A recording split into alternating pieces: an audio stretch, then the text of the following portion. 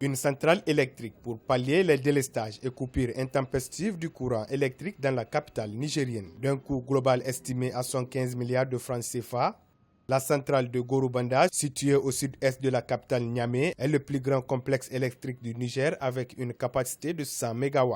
Le président Issoufou Mahamadou a procédé à son inauguration ce dimanche 2 avril 2017. Un pas vers l'indépendance électrique du Niger, jadis approvisionné à plus de 70% par le Nigeria voisin. C'est un pas important vers la couverture des besoins en énergie au-delà de Niamey, de l'ensemble du Niger. Vous savez qu'on a d'autres ambitions, on a d'autres projets.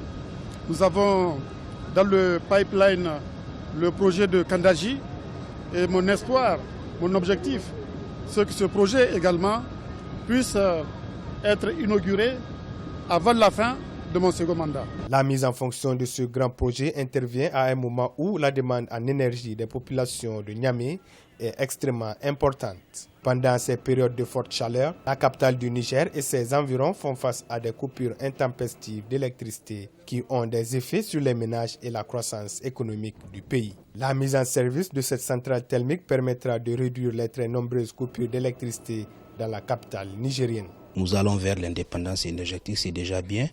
Donc, c'est-à-dire peut-être qu'on ne connaîtrait plus les semaines qu'on avait par les années antérieures passées dans le noir à Niamey. C'était un véritable calvaire. Les travaux de construction de cette centrale thermique fonctionnant au diesel ont duré 4 ans.